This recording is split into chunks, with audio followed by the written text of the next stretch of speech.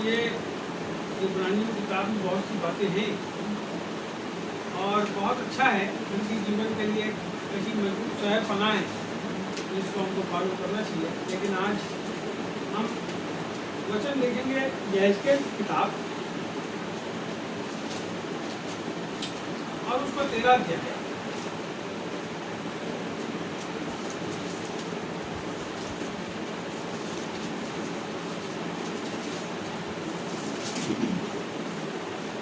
और यहाँ से हम देखेंगे कुछ वचनों को। उसका दूसरा जो वचन है और तीसरा वचन कोई जोर से। हे मनुष्य की संतान, हाँ।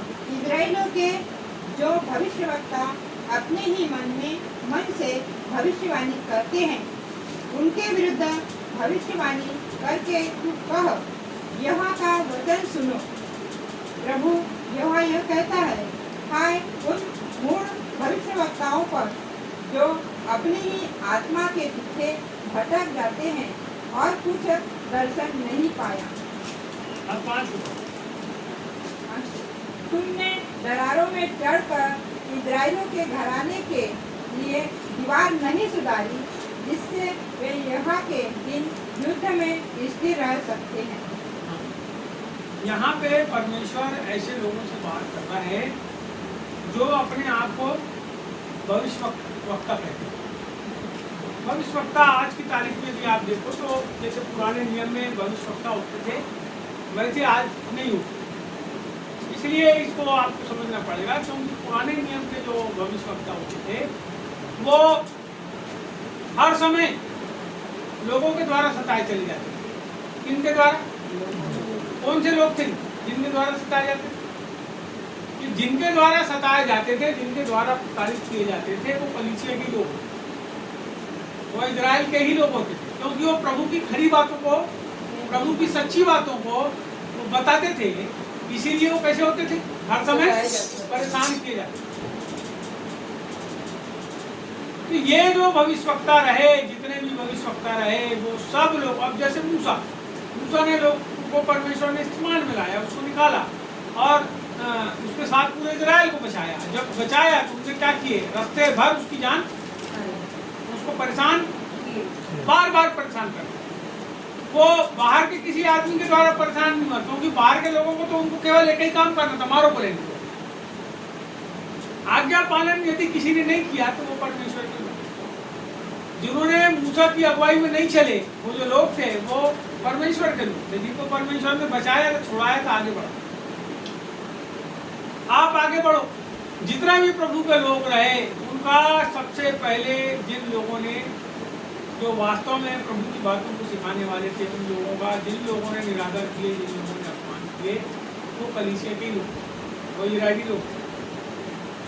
तो आज की तारीख में यदि कोई बहुत मान और सम्मान को पा रहा है, यहाँ जिसको हमने पढ़े अभी वचन को, यहाँ बहुत सी बात है। वो कहता है कि लोग क्या करते हैं? अपने मन की बातों को, किसकी बातों को? अपने मन की बातों को परमेश्वर की है बोल के लोगों के सामने क्या करते हैं? परख देते हैं और उसके द्वारा वो मान और सम्मान और रुतबा और इज्जत जो है वो लोगों से पा लेते हैं। यदि आप एक पापी को जाके कहते हैं तू पाप मत कर, तो आपका दुश्मन बनता है। यदि आप कलीसिया के अंदर कोई आदमी ऐसा है, जैसे अभी आपने इब्रानियों की किताब को देखे, उसको पूरा अच्छे से देखना। यदि आप एक व्यभिचारी के पास जाके कहते हो तू व्यभिचार मत कर, तो बोलता है बेकार पास्टर है, हमको रोकता है। तो वो क्या होता है? उसका मन दूर होता है, वो प्रार्थना में आना वो बंद कर देता है। उसका मन किस में लगा है? हाँ, लेकिन यदि कोई आदमी उसको बोले आप जो काम कर रहे हो प्रभु उसमें आपको बहुत आशीष दे रहा है और आपको और आगे बढ़ाएगा, तो क्या बोलेगा? अरे वाह, क्या जोरदार आदमी है, कितनी अच्छी बात बताया। हाँ, तो आओ जी पास्टर जी, मेरे घर आओ, आज खाना खाने के लिए आओ और मेरे घर के लोगों के लिए प्रार्थना करो। क्यों? क्योंकि उसने उसके मन के अनुसार चिकनी छुपड़ी बात। यहाँ जब आप देखें थोड़ा सा आगे, अब इस अध्याय के अंदर जो बात लिखी है, जो बातें लिखी है, मैं आपको एक के बाद एक पढ़ाऊंगा। यहाँ जो बातें लिखी है बार बार दीवाल के बारे में लिखी है। जब इस अध्याय को पढ़ोगे आप तो वो दीवाल के बारे में लिखा है, और जो भविष्यवक्ता है उनके काम ये है कि वो दीवाल को क्या करें, दीवाल को के अंदर जो लेसाई है, जो मसाला भरा है, जो उसको प्लास्टर हुआ है, वो सब कैसा करें, वो देखने का काम कैसा हो रहा है, काम कैसा हो रहा है। हो सकता है प्रेरित काम कर रहे होंगे, मकान बना रहे होंगे, लेकिन यहाँ प्रभु के जो सच्चे लोग हैं, जो भविष्यवक्ता है, उसका काम है, उनका काम है वो देखना कि वो जो दीवार है वो सही तरीके से बन रही है कि नहीं। आज प्रभु की जो कलीसिया है वो किस तरीके से तैयार की जा रही है, इस बात को सोचना है। हो सकता है आपकी कलीसिया में एक भी आदमी ना आए, कोई दिक्कत नहीं, एक भी आदमी ना, और जो आए वो भग भी गए तो कोई बात नहीं, लेकिन जितने भी लोग आपके साथ हो वो मजबूत आदमी हो, जो यीशु मसीह के लिए प्राण देने तक विश्वासी हो। आपको पता है जब इजराइल के लोगों को परमेश्वर ने छुड़ाया मिस्र देश, तो बाइबल बताती है कि 13 लाख लोग लगभग मिस्र से निकले। कितने लोग? कितने लोग? लेकिन बाइबल यह बताती है कि वो जितने लोग निकले थे उसमें से केवल 2 आदमी, कितने? उसमें से एक का नाम था यहोशू और एक का नाम था कालेब। 2 आदमी को छोड़ के कोई भी आदमी कनान देश में, प्रतिज्ञा के देश में प्रवेश नहीं कर गया। पूरे लोग उसकी बॉर्डर के पहले ही कैसे हो गए? वो 40 साल में मर गए। 13 लाख लोग मर गए। सोचो जंगल के अंदर कितनी कब्र होगी। उस जंगल के अंदर 13 लाख लोगों की कब्र है, उससे भी ज्यादा होंगे। इनको गड्ढा खोद के गड़ा दिया। और बाइबल ये भी बताती है कि जब वो चले तो उनके जूते के जो तल्ले हैं वो भी नहीं घसे। परमेश्वर ने घसने नहीं दिए। उनके कपड़े पुराने नहीं हुए, उसकी कोर तक पुरानी नहीं। परमेश्वर ने उनको इतनी अच्छे से हिफाजत से चला, लेकिन वो सब लोग जो नाश हुए वो केवल बलवा करने के कारण वो केवल इसलिए नाश हुए कि उन्होंने परमेश्वर की आज्ञाओं को नहीं माना। उन्होंने अपने मन की बातों को क्या की। जब मूसा चढ़ा पहाड़ के ऊपर परमेश्वर से आज्ञा की पटिया लेने के लिए, क्या परमेश्वर आदेश देता है अपनी प्रजा को। जब नीचे उतरा तो इन लोगों ने क्या करे, अपने अपने पास के सोने की, कुछ लोग थे ऐसे उसमें कलीसिया के अंदर, उस समय के इजराइलियों के अंदर, जिन लोगों ने बगैर मन फिराए कलीसिया के अंदर प्रवेश कर लिया। आपको बताता हूँ, आज मैं अच्छी बात बताता हूँ, इसको समझना। जब परमेश्वर ने इजराइल के लोगों को बोला कि तुम क्या करना कि पहले उठे जब मारोगे आप अपने घर में एक एक बलिदान दोगे, एक एक बच्चे का, एक एक मेमने का बलिदान दोगे, तो उसका जो खून रहेगा उसको अपने घर की चौखट में लगा दो। जब लगा दोगे तो जो मृत्यु का दूत है जब तुम्हारे घर के सामने से निकलेगा तो वो खून को देख के तुम्हारे घर में प्रवेश नहीं करेगा। तुम्हारे घर का कोई भी पहलौठा बच्चा नहीं मरेगा। अब इनके आजू बाजू में भी कुछ लोग रहे होंगे जो इनको अच्छी सब्जी भाजी देते होंगे, खाने पीने का देते होंगे। वो प्रभु के लोग नहीं थे, वो इजरायली नहीं थे, वो दूसरे मिस्र के लोग थे। इन लोगों ने बोले अरे अरे उसका लड़का हमको इतना चाहता है, वो हमको इतना अच्छा खाने पीने देते हैं, हमारे ऊपर दया करते हैं, उसका बच्चा क्यों मरे। तो इनने दया दिखा के वो जो लहू अपने घर की चौखट पे लगाए थे, वही चौखट पे उनके घर की चौखटों के ऊपर भी उन्होंने लगा दिए। और क्या हुआ कि जब सबके बच्चे मर गए, पूरे पशुओं के बच्चे पहले मर गए, आदमी के बच्चे मर गए, पहलौठों के बच्चे मर गए, जितने थे पहलौठे सब मर गए। फिरौन का लड़का ही मर गया, बड़ा वाला। तो घबरा गए सब। तो बोले जिस जिसके घर के चौखट के ऊपर खून लगाए, बोले सब लोग को देश से निकाल दो। बोले बाहर निकलो, बोले तुम सब इजरायली हो। क्योंकि जिसके चौखट पे खून लगा है वो कौन है? इजरायली, प्रभु के लोग हैं। क्योंकि प्रभु ने अपने लोगों को आदेश दिया कि तुम लगाना। उन लोगों ने लगा लिए। और साथ में क्या करे, कुछ ऐसे भी लोगों को, विधर्मी लोगों के घर में क्या किया उन्होंने, मूर्ति पूजकों के घर में जब लगाए तो ये निकले ना, तो उनके साथ उन लोगों को भी निकाल दिए सिपाहियों ने। बोले निकलो, बोले तुम भी साथ। नहीं जी बोले हम यहीं के, नहीं नहीं बोले निकलो, तुम्हारे घर लगी चौक। किसके कारण हुआ? उन इजरायलियों ने जो मोह करे संसार से। सुनिएगा, मैं आपको बताता हूँ, आप जिन चीजों से बहुत ज्यादा मोह करते हैं वो चीजें आपको आगे चल के बहुत नुकसान में लेके जाती है। यदि किसी को गलत काम करने का चस्का लग गया तो जिंदगी भर उस काम को करता है जब तक जेल में न डाला जाए, और जेल से छूट कर भी करता है। या कोई चोटा रहता है ना, वो जेल में भी जाता है ना, तो वहां से वो और चोरी सीख के आता है और कला सीख के आता है, और बाहर आके क्या करता है? वही काम होता है। कब तक?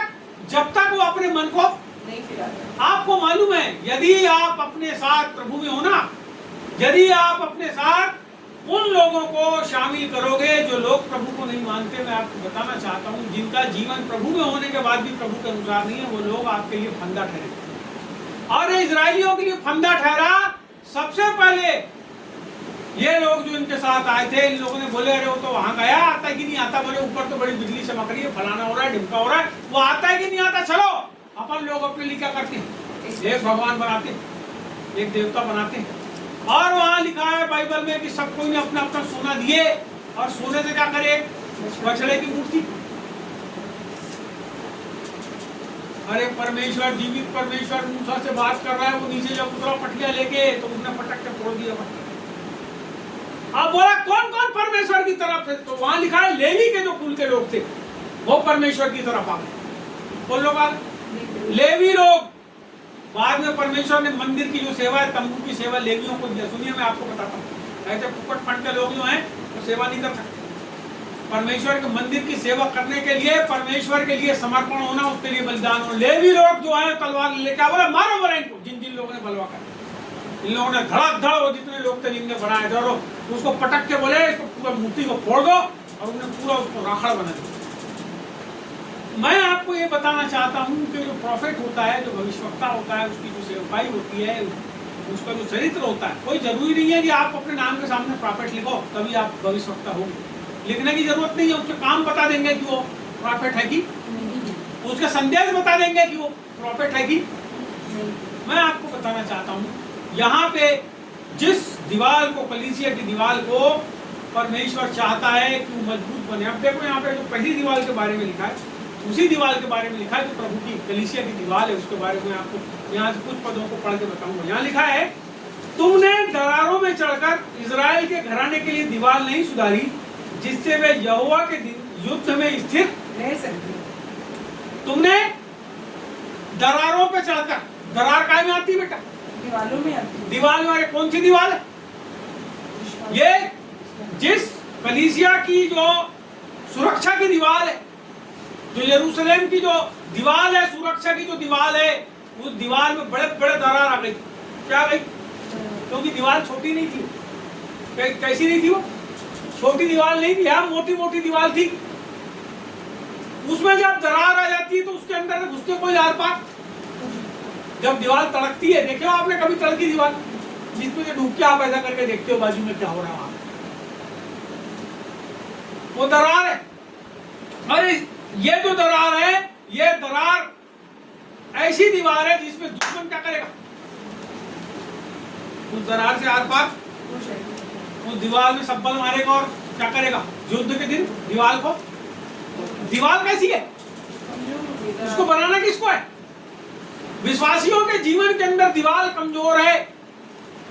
आपको बताऊं, मैं सच्चाई बता रहा हूं, एक आदमी तभी प्रभु के पास जाता है या उसके पास लिपटा रहता है या उसके चरणों के निकट मरने के बाद पहुंचता है या पहुंचेगा।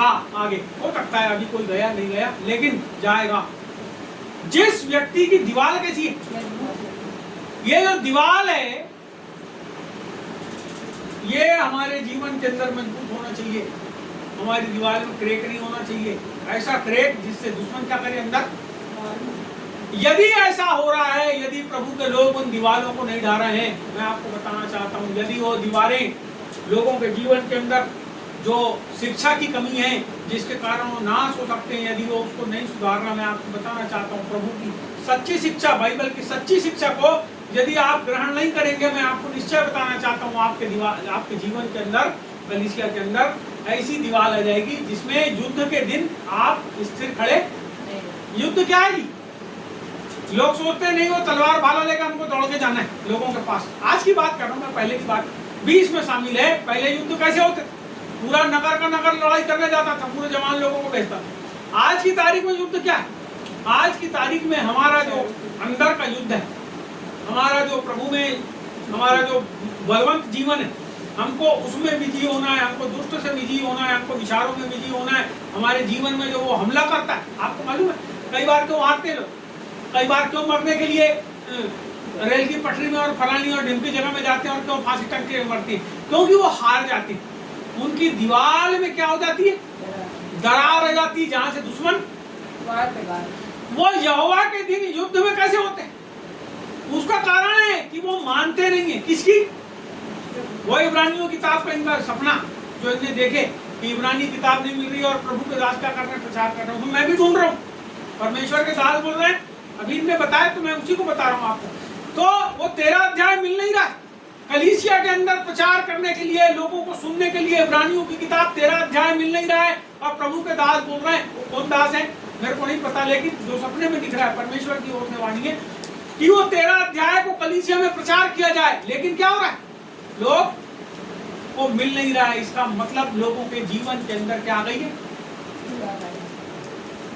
दुश्मन जो है परमेश्वर के वचन के अनुसार आपको चलने नहीं देना चाहता, और जब आप चलोगे नहीं तो आप आगे प्रभु के वचन के अनुसार जिंदगी जीना। पूरा कलीसियाई निर्देश है, उसको पढ़ोगे अच्छे से तो कलीसियाई निर्देश है, वहां लिखा है अपने अगुओं के अधीन रहो। जब पढ़ोगे तो अगुओं के बारे में बड़ा अच्छा लिखा। जब पढ़ोगे तुम्हारा बिछौना कैसा रहा है? निष्कलंक। अरे तुम तो चक्कर चलाते हो, प्रेमालाप करते हो, शादी के पहले तुम्हारे चक्कर चल रहे हैं। इसका मतलब कलीसिया के अंदर क्या आ गया है?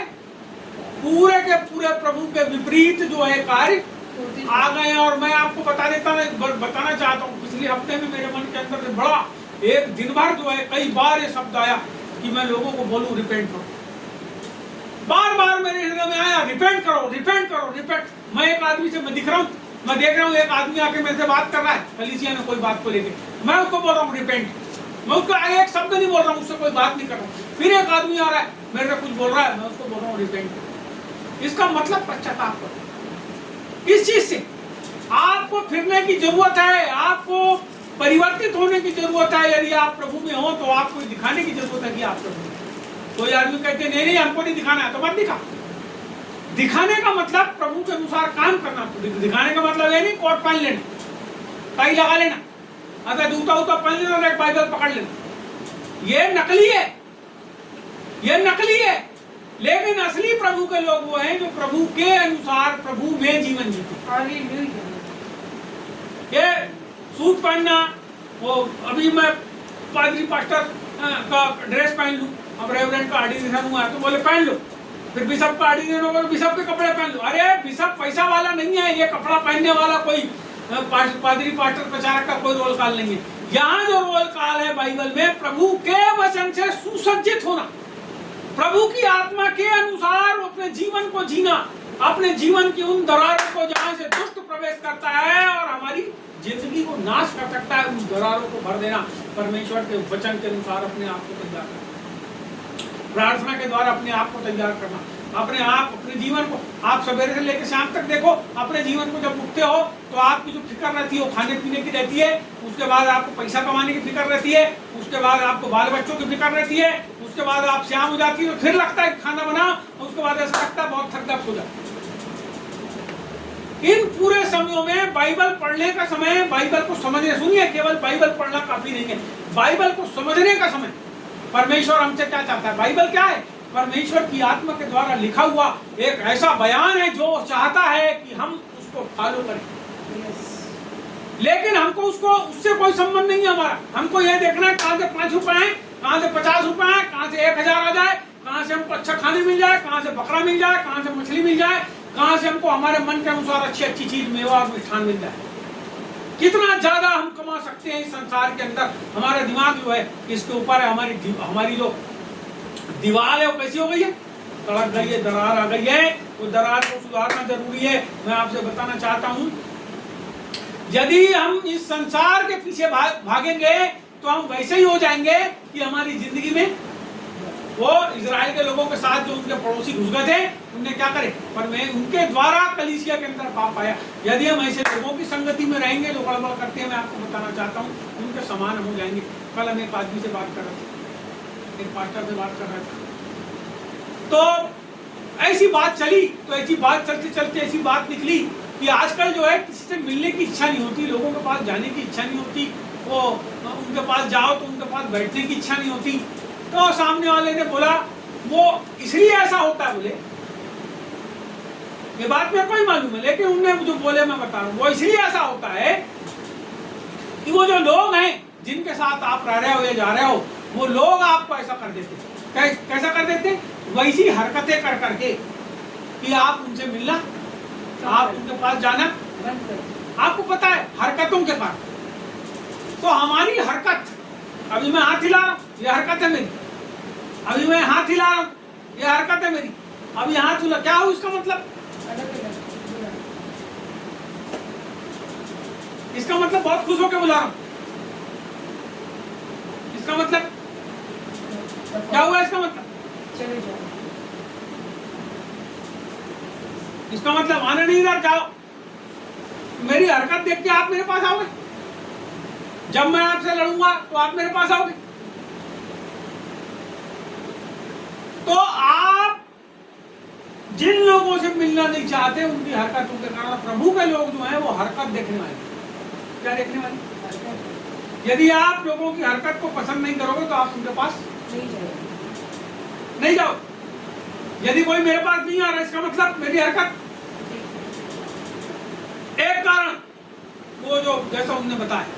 दूसरा देखो, सब सुधार की बात, यहां सुधार होना चाहिए। दूसरी बात, यदि कोई मेरे पास आ रहा है और मैं उसकी पूरी मदद कर रहा हूं, आपके पास कोई आ रहा है, आप उसकी पूरी मदद कर रहे हो और जैसे ही उसका काम हो जा रहा है वो भाग जा रहा है, इसका मतलब वो पैसा आने वाला है। किस काम से आया वो आपके पास? अपने स्वार्थ के लिए आया, उसका स्वार्थ पूरा हो गया, वो चले गया। इसका मतलब आदमी कैसा है? मतलब ही है, तो जिंदगी भर ऐसी करेगा आपके साथ। जब जब उसको जरूरत रहेगी तब तक वो आके आपके पास बैठेगा, और जब जब आपकी उसको जरूरत नहीं होगी तब तक वो आपके पास। तो जरूरत के लिए लोगों से मिलना और फ्री फंड में भाईचारे की प्रीति, जब आप उसको पढ़ोगे इब्रानी किताब तो वहां लिखा भाईचारे की प्रीति। भाईचारे की प्रीति क्या है? अरे चलना फालतू, चलते हैं उनके घर में जाके बैठेंगे, तुम कोई काम है क्या? नहीं, क्या कहीं नहीं जाएंगे? हाँ चल, प्रभु का लोग मिल के आएंगे, थोड़ा बातचीत करेंगे प्रभु। भाईचारे की प्रीति, भाई भाई वाल। अभी आज की तारीख में कोई आधेखार आदमी अपने घर में फालतू आ रहा है तो हम बोलते हैं फालतू आता है बार बार, हम हरकत कैसी करते हैं उसके साथ। तो जो आदमी भाईचारे की प्रीति से आ रहा है, हम उसको अपने घर में आने के लिए भी अपनी हरकतों से मना बोले प्रभु। तो हमको सुधार की जरूरत है। यहाँ पहले प्रकार की दीवार के बारे में बताया, तुमने दरारों में चढ़कर इजराइल के घराने के लिए दीवार नहीं सुधारी, जिससे वे यहोवा के दिन युद्ध में स्थिर रह सकते। तो दीवार कैसी है? अब देखो यहाँ दूसरी बात बोलता है,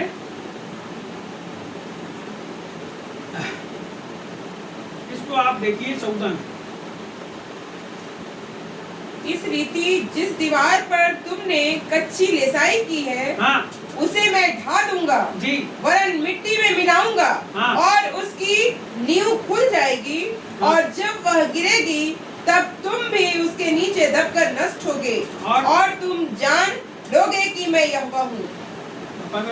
इस रीति मैं दीवार और उसकी कच्ची लेसाई करने वाले दोनों पर अपनी जलाहट पूर्ण रीति से भड़काऊंगा। फिर तुमसे कहूंगा, ना तो दीवार रही और ना उसके लेसने वाले रहे। यहाँ लिखा है, इस रीति जिस दीवार पर तुमने कच्ची लेसाई की है। अब यह दूसरी दीवार है। पहली दीवार कैसी थी? पहली दीवार कैसी थी भैया? ए सत्या, कैसी थी पहली दीवार? अब दूसरी दीवार कैसी है? पढ़ो, तुम्हारी बाइबल पढ़ो।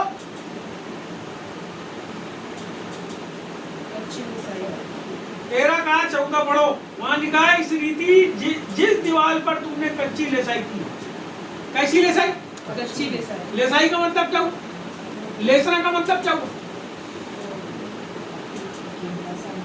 मसाला भर के उसको रिपेयर करते। जब दीवार बनती है, देखो यहाँ 3 प्रकार के अर्थ मैंने जब ये प्रभु की ओर से मेरे को जब ये भविष्यवाणी के वचन मिले थे, बहुत साल पहले की बात है, किसी कलीसिया के लिए मिले थे, तो मैंने इस बात के लिए बहुत खोजबीन किया, और एक साल नहीं किया, मैंने कई साल तक इस वचन को के ऊपर खोजबीन किया। तो मेरे को 3 प्रकार की लेसाई के बारे में पता चला। पहली जो लेसाई होती है वो खचाई होती है। जिस दीवार के अंदर आप दीवार बनाते हो तो मसाला जो है अच्छा तेज हो। लस कैसे बनेगा मसाले का? अच्छा तेज, गीला होना, और जब उसको भरो तो उसके छेद के अंदर पूरा घुस जाए। पहला रस लेसाई। दूसरी जो लेसाई होती है वो है प्लास्टर। दूसरी लेसाई क्या है? प्लास्टर मजबूत रहेगा तो खिला भी, तो भाई मारेंगे तो टूटेगी। तीसरी जो लेसाई है उसके ऊपर चूना पोतने की। यदि दीवार से अंदर से कमजोर है, बात को समझिएगा, दीवार यदि अंदर से कमजोर है और ऊपर से तुम कितना भी अच्छा चिकना चीज लगा दो तो क्या होगा? यहाँ पे देख बोलता है वो आगे, इस रीति से जिस दीवार पर तुमने कच्ची लेसाई की है उसे मैं ढा दूंगा। कैसे ढाएगा? देख 13 वचन में लिखा है, इस कारण प्रभु यहोवा तुमसे यूं कहता है, मैं जलकर उसको प्रचंड आंधी के द्वारा गिराऊंगा, और मेरे कोप से आंधी भारी वर्षा होगी, और मेरी जलजलाहट से बड़े बड़े ओले गिरेंगे कि दीवार को नष्ट करें। कितनी चीज नाश करती है दीवार? कौन सी चीज तोड़ेगी? पहली चीज आंधी, वर्षा। पहली चीज आंधी, दूसरी चीज वर्षा, तीसरी चीज ओले। यहाँ पे 3 प्रकार की चीज है जो दीवार को नाश करेगी। आंधी, अभी की बात है, हमारे एक दोस्त है, वो 3 मंजिल का घर उनका बन गया, अब दीवार खड़ी हो गई, और अभी बीच में जम के आंधी चली, नगर पालिका वालों ने भी एक कॉम्प्लेक्स बनाया, जम के आंधी चली तो दीवार कैसी हो गई? गिर गई। आपको पता है लेसाई उसकी कैसी हुई? उसमें कोई सपोर्ट नहीं है, केवल वो 4 इंच की फर्दी खड़ी है, लेकिन 9 इंच की गिर रही है, इसका मतलब पूरी घटिया क्वालिटी। 4 इंच की गिरना स्वाभाविक है। 1 दिन की बनी दीवार है, गिर गई, उसके ऊपर अभी कुछ आया नहीं। तो हमको समझने की जरूरत है कि दीवार क्यों गिरेगी, किस स्थिति में गिरेगी।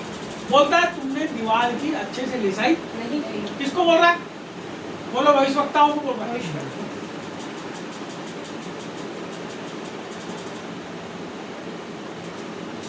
मैंने आपको संदेश सुनाया क्या?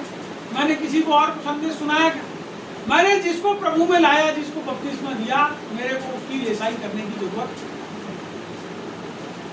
यदि कोई मेरे पास आता है तो मैं उसकी भी लेसाई। मैं आपको बताना चाहता हूं, आपको लेसाई करने की जरूरत है। परमेश्वर की जो दीवार है, परमेश्वर की जो कलीसिया है, जिसमें आप एक राज मिस्त्री के समान, राज मिस्त्री का मतलब घर बनाने वाला। जब आप एक घर बनाने वाले के समान प्रभु की कलीसिया की सेवा कर रहे हो और एक देख कर रहे हो, तो यहाँ पे अब आपको समझने की जरूरत है। यहाँ बोलता है, इस रीति जिस दीवार पर तुमने कच्ची लेसाई की है उसे मैं ढा दूंगा, वरन मिट्टी में मिलाऊंगा, और उसकी नींव खुल जाएगी, और जब वह गिरेगी तब तुम उसके नीचे दबकर नष्ट होगे, और तुम जान लोगे कि मैं यहोवा हूं। क्या होगा उसके नीचे? कौन दब के नष्ट होगा? कौन दब के नष्ट होगा? जो कमजोर लेसाई, जिसने लेसाई कमजोर किया, जिसने लेसाई कमजोर किया है, वो दब के नष्ट हो जाएगा। यहाँ चेतावनी है किसको? जो आदमी लेसाई कर रहा है उसको,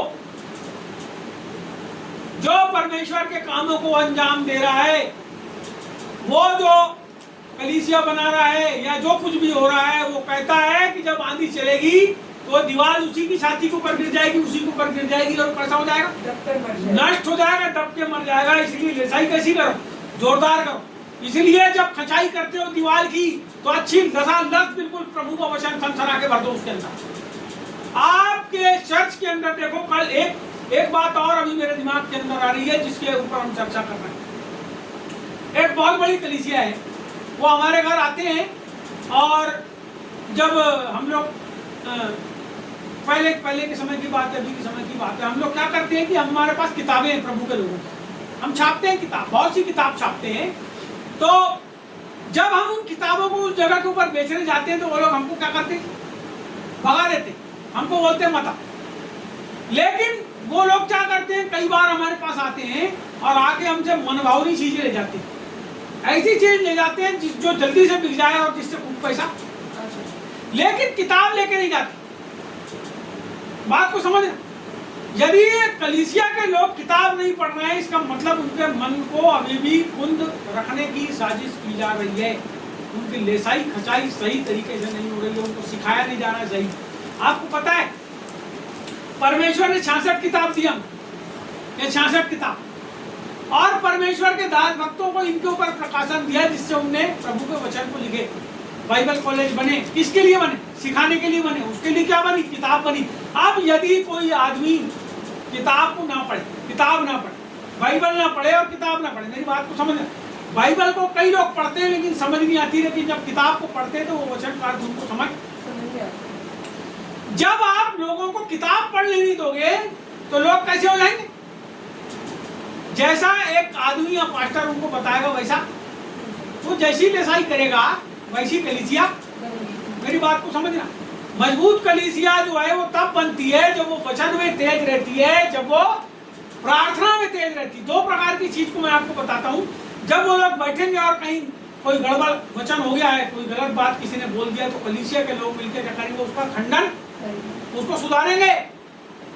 यदि गलत बात है तो उसको सुधारेंगे। क्यों? क्योंकि उनकी लेसाई कैसी हो गई है। अब आंधी भी आएगी तो गलत शिक्षाओं की, यदि कहीं से कोई दूसरा आदमी आपको गलत सिखा रहा है तो आप क्या करोगे? वचन में मजबूत हो तो उसको रोकोगे, गलत बता रहे हो जी आप। समझ रहे हैं बात? आपकी जो लेसाई है, कलीसिया की जो लेसाई है वो कैसी है, इस बात को समझने की हमको कोशिश करना पड़ेगा। यदि हम नहीं समझेंगे तो फिर बहुत मुश्किल की बात है। तो प्रभु का वचन, मैं वही बता रहा था कि फिर उनने क्या किए? किताब लेना, उसका कारण है वो अपने लोगों को अपने अनुसार शिक्षा देके उनके दिमाग को कुंद, अरे हम जैसा बता रहे हैं वही सही। क्योंकि दूसरों की किताब पढ़ने से, दूसरे के बाइबल के वचन पढ़ने से, दूसरे लोगों के खुलासे से आदमी स्वतंत्र हो जाता है। बोलो तेरे वचन के खुलने से प्रकाश, लिखा है बाइबल में। बाइबल कहती है तुम सत्य को जानोगे, सत्य तुम्हें स्वतंत्र। तो झूठी शिक्षा से स्वतंत्र होना तो क्या करना पड़ेगा? प्रभु के वचन को पढ़ना पड़ेगा, प्रभु के लोगों की किताबों को पढ़ना पड़ेगा।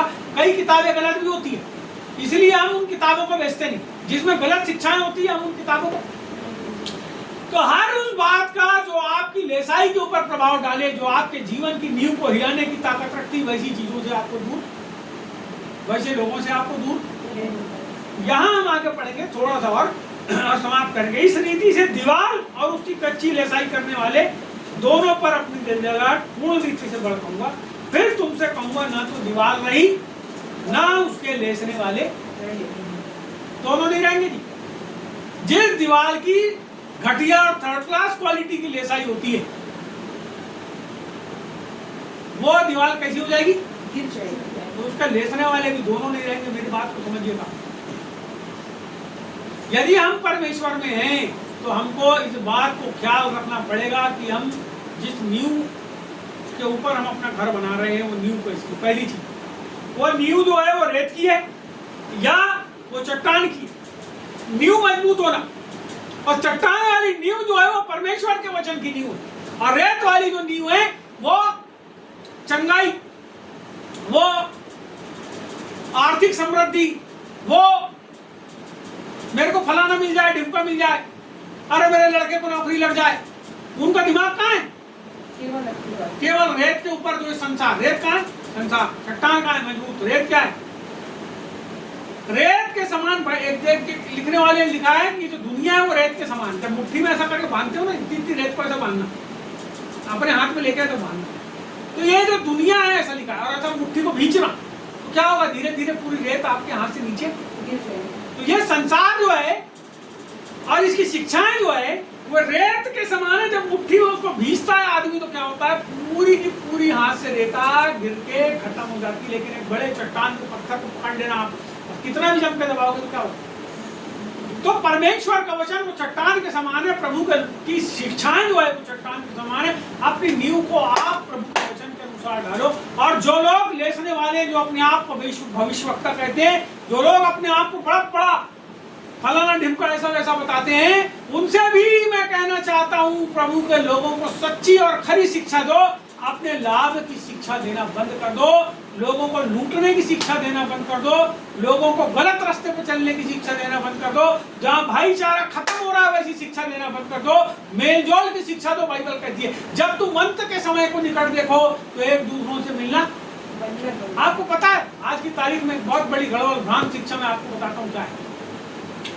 कई कलीसियाओं के अंदर में ऐसा सिखाते हैं कि अपने जो झुंड है उसी के अंदर क्या करो, आप बनाई देंगे जी, आप रहो उस झुंड के अंदर, वो झुंड आपका है, वो घर आपका है, उस घर के अंदर रहो, लेकिन दूसरे जगह पे नहीं जाना।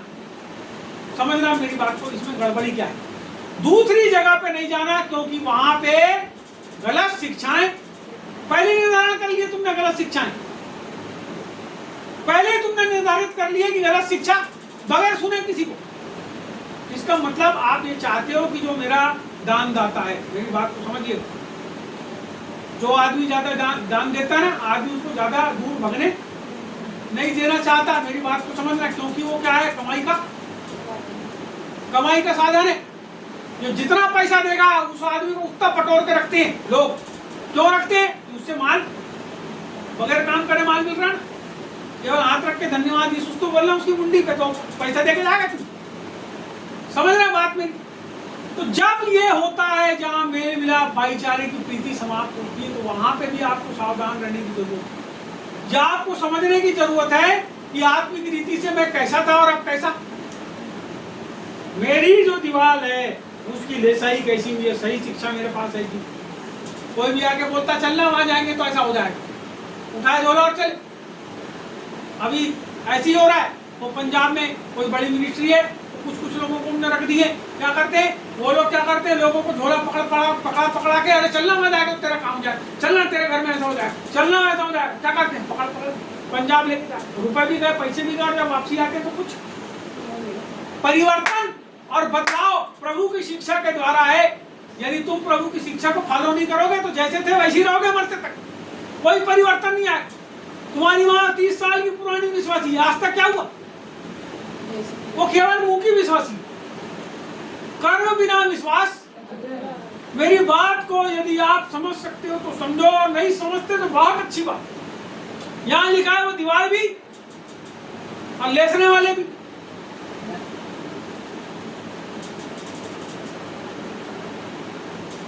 इसीलिए गड़बड़ शिक्षाओं को छोड़ दो, बाइबल को पकड़ो, बाइबल को पकड़ के पढ़ना चालू करो।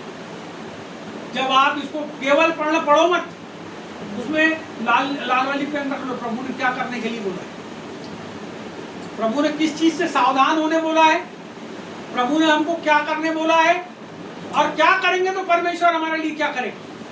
तो क्या करेगा पे मत जाओ, मेरे को क्या करना है इस बात के ऊपर जाओ। जब आप ऐसा देखोगे कि मेरे को क्या करना है, और जब आप प्रभु के लिए वैसा करने लगोगे तो आपके जीवन के अंदर जो उसने बोला है कि ऐसा करने से ऐसा हो जाएगा, वो आशीष अपने मन से आपके जीवन पे आएगी। उसके लिए किसी पादरी, पास्टर, प्रचारक, बिशप और फलाने ढिमके के पास जाने की जरूरत। आपका विश्वास आपको बढ़ाएगा, आपका विश्वास आपको परमेश्वर में उन्नत करेगा। आपके ऊपर जो लेसाई की गई है वचन की, यदि वो सही है तो वो आपको ऊंचे शिखर के ऊपर ले जाएगी। लेकिन यदि आपको केवल पैसा धन उगाही के लिए आपके ऊपर आशीर्वाद की प्रार्थना बार बार की गई है, मैं आपसे बताना चाहता हूँ तो आप जैसे थे मरते तक वैसे ही रहोगे। यदि आपको सही तरीके से लोगों ने सिखाए नहीं है तो आप मरते तक बिल्कुल वैसे ही रहोगे। आपको सीखने की जरूरत है। पहली चीज, सिखाने वाले सिखा के मर जाते हैं, लेकिन जिसको नहीं सीख रहा है वो पूरी जिंदगी में नहीं सीखता। यह बात भी, जिन चीजों को सिखाने वाले सिखा रहे हैं और आप नहीं मान रहे हो, इसका मतलब है कि आप सीखना नहीं चाहते। और जब आप सीखना नहीं चाहोगे तो आपने खुद अपनी दीवार कैसी कर दी, आपने खुद अपनी दीवार कैसी कर दी है, आपने खुद अपनी दीवार कैसी कर दी है, आपने अपनी दीवार ऐसी कर दी है कि आंधी आएगी धाक है गिर जाए। और वो आपका जीवन भी हो सकता है, केवल कलीसिया नहीं हो सकता, क्योंकि आप खुद अपने आप को बनाने वाले हो। आप खुद अपने आप को परमेश्वर के वचन के अनुसार चलाने वाले हो। आप खुद प्रार्थना करने वाले हो। आप खुद परमेश्वर के कामों को करने वाले हो, और कोई नहीं। यदि परमेश्वर ने आपको दर्शन दिया है, आपको दर्शन दिया है, आपको दर्शन दिया, आपको दर्शन दिया, आपको दर्शन दिया, मेरे को दर्शन दिया, सुनने वालों को दर्शन दिया, तो अपने दर्शन को आपको खुद पूरा करना पड़ेगा। कोई दूसरा आदमी आपके दर्शन को पूरा नहीं करेगा। लेकिन भटकाने वाले आएंगे और जो काम को आप कर रहे हो परमेश्वर के, उस काम से भटका के, उस काम से छुड़ा के अपने हिसाब से वो आपसे काम कराएंगे। मैं आपसे बताना चाहता हूँ किस शिक्षाओं के ऊपर में आप खड़े हो। इस काम के लिए परमेश्वर ने आपको बुलाया है और उसके लिए आप मजबूत हो कि नहीं। यदि आप मजबूत नहीं हो तो सेवा छोड़ दो। कितने लोग हैं जो बोलते हैं हम प्रभु की सेवा करेंगे। काय की सेवा कर रहे हो जी तुम? काय की सेवा कर रहे हो? झूठ बोलते हो। तुम अपने घर में प्रार्थना तक नहीं करते, फालतू की बात करते। क्या ऐसा काम तुमने अपनी जिंदगी में किया कि 4 लोगों को उससे लाभ हुआ? तो जब तुम्हारी सेवा से 4 लोगों को लाभ होता है तो वो सेवा कहलाती है। और जिस चीज से केवल तुमको लाभ होता है वो जो है वो व्यवसाय कहलाता है। तो व्यवसाय करने वाले लोग और सेवा करने वाले लोगों में फर्क यह है कि सेवा करने वालों से 4 लोगों को लाभ होता है और व्यवसाय करने वाले से केवल 1 आदमी को लाभ होता है। तो आपको विचार करना पड़ेगा, मेरे को विचार करना पड़ेगा कि मैं व्यवसाय कर रहा हूं या सेवा कर रहा हूं। एक आदमी ने उसको बुलाए प्रचार करने के लिए, आओ हमारे घर, तो बोलता है कि मैं आ रहा हूं तो मेरे को पेट्रोल के पैसे देना पड़े। अरे कोई आदमी बुला रहा है तो स्वाभाविक है बुलाएगा तो पहले के पहले मुंह फाड़ के मांग रहा, व्यवसाय कर रहे होते। आजकल डॉक्टर किसी के घर में नहीं जाते। डॉक्टर जो है ना किसी के घर में नहीं जाते। एक डॉक्टर नहीं दिखेगा तुमको MBBS जो अपना झोला लेके जैसे पहले के जमाने में सेवा करने जाते थे लोगों के घर, एक डॉक्टर नहीं बोलेगा अस्पताल में लाओ, क्योंकि अस्पताल में लाओगे तो 5000 रुपये मिल जाएंगे।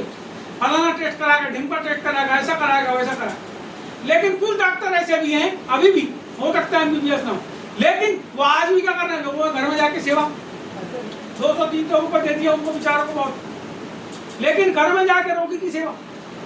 आज की तारीख में पादरी पास्टर कहते हैं नहीं हम नहीं जाते किसी घर में प्रार्थना करने, उसको यहाँ लेके आओ हमारे घर, यहाँ लाओ। उनको लगता है वहां जाएंगे तो बराबर लोग माने। बहुत सारी चीजें हैं जिसको समझने की जरूरत है। यदि आप नहीं समझोगे तो मुश्किल की बात, यदि मैं नहीं समझूंगा तो मुश्किल की बात। हमको यह ध्यान रखना है कि हम किस प्रकार की टीचिंग्स अपने लोगों को दे रहे हैं और अपने आप को दे रहे हैं। यदि ये बाइबल समझ नहीं आती प्रचार करने वालों को, मैं बोलना चाहता हूँ किताबें पढ़ो। प्रभु के बहुत से दास भक्तों की किताबें पढ़ो। पूरे भारत में बहुत सारे लोग हैं जो किताब बेचते हैं, ऑनलाइन आप ढूंढोगे तो मिलेंगे। और आप खरीदो, बाइबलें खरीदो, टीका खरीदो, बाइबल के शब्दकोश खरीदो, बहुत सारी चीज खरीदो और उसको पढ़ो। और सुनो, यूट्यूब से आप दूर रहो। यूट्यूब के जितने संदेश हैं उससे दूर रहो। भ्रामक संदेश है, बहुत कलीसिया टूट गई, बहुत भ्रामक संदेश है। लोग संदेश सुनाते हैं, पब्लिक फोन करती है, वो पास्टर अपने 2 लोग को भेजता है तुम्हारी कलीसिया से अलग करके, वहां एक नई सेवा चालू कर देते। आपको सोचने की जरूरत है किस प्रकार की नींव को आप डाल रहे हो। कोई किसी का भी मोबाइल नंबर मिलने तो फोन मत करो, अपने पास्टर के पास जाओ, प्रार्थना करो। या अगर आप अपने शहर से दूर हो, किसी दूसरी जगह पर रहते हो जहाँ पे आप संगति में जा रहे हो, तो जिस जगह पे संगति में जा रहे हो वहां जाके पास्टर से बात करो। मैं आपसे बताना चाहता हूँ, आप अपने जीवन को सही दिशा में चलाओ, सही संगति में चलाओ, सही अगुवाई में चलाओ, सही लोगों के साथ रहो तो आप सही होगे। और नहीं तो जैसे थे वैसे ही रहोगे। दीवार तो अभी बनी नहीं, जब दीवार बनी नहीं तो गिरने की बात ही नहीं। दीवार में शामिल होना पड़ेगा गिरने के लिए, और दीवार को मजबूत बनाने के लिए भी आपको लेसाई सही करना पड़ेगा। तो इस बात को हमको समझना है, क्योंकि ये समय परमेश्वर ने हमको दिया है, संदेश प्रभु ने दिया। और भी इसमें बातें, लेकिन आज थोड़ा लंबा समय हो गया, इसको अगली बार अपन और आगे सीखेंगे। और प्रभु को मैं धन्यवाद करता हूँ। आइए प्रार्थना करें।